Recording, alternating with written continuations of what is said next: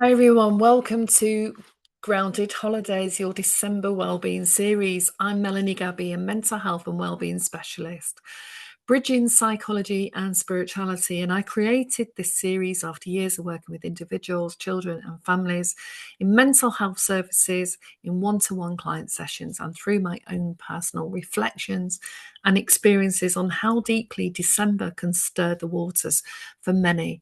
So we've covered quite a few different things so far, and hopefully you've been writing in your journal, and also you have your December plan that's been going well. Because when you have it on here, you tick it off. That's a little dopamine hit for success. And when you apply some of these techniques, then do write the ones that work in your separate piece of paper or at the back of your journal so you can access those easy. And also write what it's like, what you're trying, check my mic's on, what's working, okay? So we're looking at 10 ways to reframe the holidays and stay stress free. So we're ending week 2. So you might not have got to the end of week 2 yet, or you might be a little bit into week 3. That's fine. It's about shifting your mindset with 10 reframes that release stress. So what a reframe is that we might have a general thought like, I'm not looking forward to the holidays. It's always rubbish. There's always fights or whatever. That's one thought process. And what a reframe is how you turn that around. So you give your mind a different instruction, and we have to teach our mind what we want it to think and how to use that information so that we can stay more on track to meet our own personal well-being goal. And that might be more clarity, joy, even finding a job in the midst of all that you want to do, and going to events that you want and getting invited, and not just getting caught up in any of the stress or drama that can also be around. So I'm going to read them out, and anything that sticks with you that you think, no, I'm going to say one or two of those things every day as part of your mantras, adding to the mantras that you're already using, you'll start to notice a difference. So number one, I don't need a perfect holiday. I need a peaceful one. So maybe peace isn't what you want. Maybe you want some fun, you want happiness, you want people to play lots of games. My son had a karaoke machine a few years ago, like that he bought for his daughter. But of course, dads who buy things for daughters also get a lot of fun out of that. And it was brilliant. I think I had Christmas songs though circling around my brain for about 48 hours afterwards, after that day. And it was just so much joy and fun. And my granddaughter, I think she was about 3 at the time, and you could see she was a bit shy and she was hesitating, and we were all encouraging her, and she was just getting more and more confident. And it's just lovely to witness that people can start to come into their own, and even that's the early stages of developing self-esteem and a sense of self. The second one is I choose connection over performance. So that's a tricky one because we talk about, many of us from a psychological perspective have a mask in how we act and behave. But the more that we start to accept who we are, what we like, don't like, our personality, introvert, extrovert, and having conversations and becoming more at ease with ourselves, it's easier to let go of the idea of performance, which we might do to a degree because we're working in different contexts, aren't we? If we're in the office, we're wearing a suit, we want to be presented and come across well, and for meetings to go well. So there's a level of performance in there. But the more confident and comfortable we are in ourselves, it doesn't feel like we're trying to be something that we're not. We're becoming the person that we want to be in those different aspects of life. Less doing, more being. Okay. That takes practice. If people haven't practiced meditation and mindfulness and go in a whirl of going from one trip, school, event, work, train, bus, whizzing home, getting the shopping. So beingness has to be practiced. It's almost like you're letting go of everything in beingness. And when we talked on other videos about taking some deep breaths and pausing for 2 minutes, 5 minutes, we start to notice what beingness can feel like. So we don't have to wait until we retire to be and to enjoy and have that downtime. We can start putting that in place now. And even in the holidays, we can get fit and have a fitness plan in December. We don't have to wait till January. These are all just constructs that we've bought into. My presence matters more than presence. I like that one. My presence matters.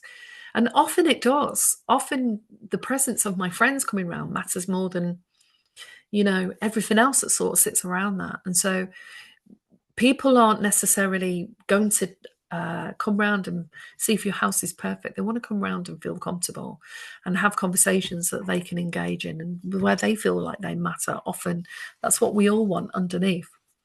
And it's okay if your energy dips. Everyone's energy is going to dip at some stage, and we've all got different levels of energy. We might be in different cycles at the same time. Someone could be really energetic and want to go bounce off, go walking, go and explore. And the other person might be like, no, I need to defrag and just rest. So sometimes we can find a common ground, but we've also got to respect and notice, learn the signs. I notice when I get more light or noise sensitive, that might be my energy starting to depress. So that's where depression can sort of, not feeling depressed, but where it depresses. So we need to have a bit of rest, some water, something to eat, some time out, Next one, I don't need to participate in every tradition. So I talked about that a bit on the previous, and I'm going to put these under the videos as well, but do write them down. So there are some traditions in my family growing up that I didn't have when I first got married and have children. And then we took on more traditions from his background. But New Year was always more of a thing for the adults in the Scottish culture than Christmas was. So Christmas was more for the kids.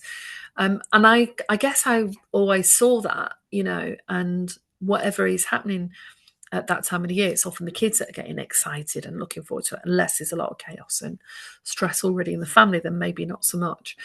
So we think about the different people we come into contact with, or even if we just want Christmas to ourselves, I talk to the van life community because I've got a camper van, and lots of people are alone and prefer to sit by a lake and have a coffee and just feel the day, feel the energy and the essence of that experience, and listen to the trees and the breeze and the birds, and take the dog for a walk and really get something out of that beingness in the moment.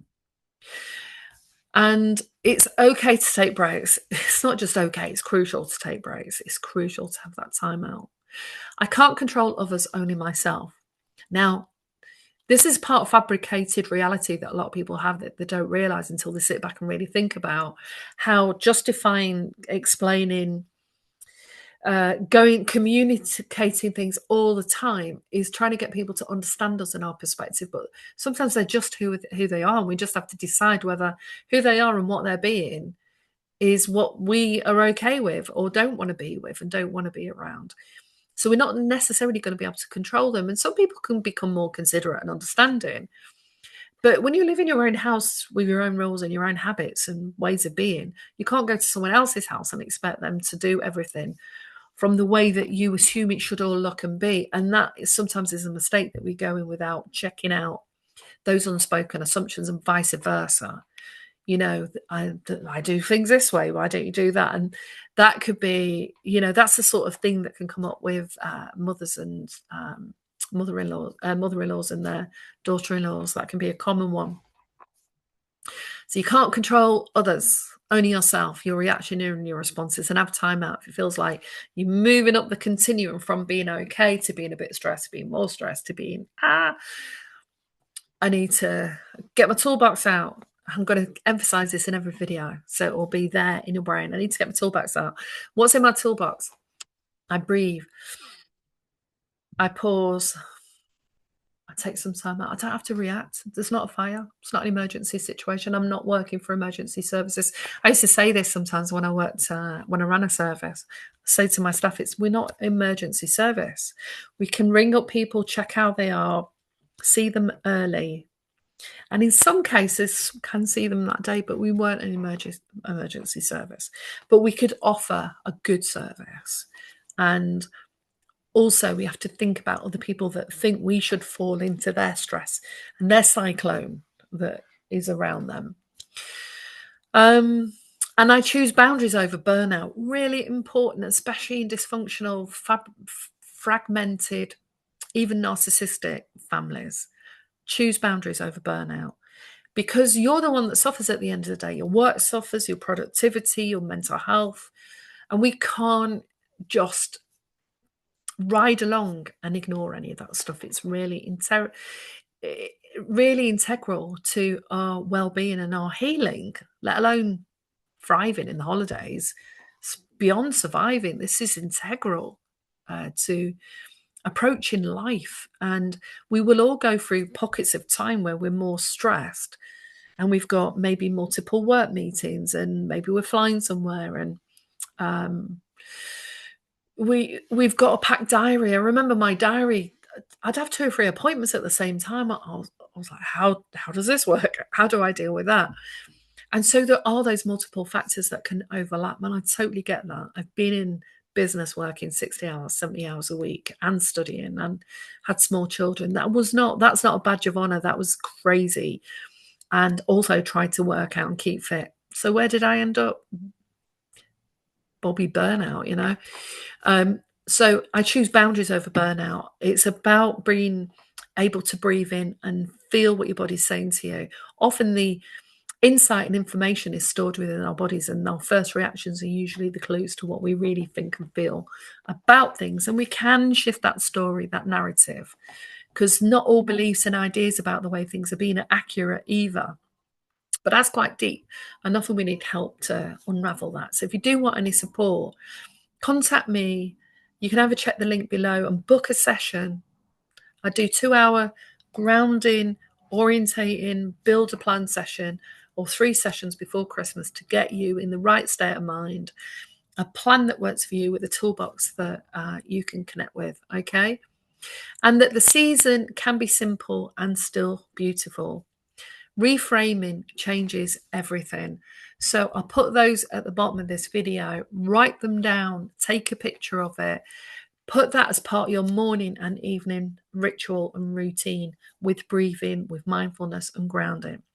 And then right at the bottom of the video, what reframe are you going to carry forward?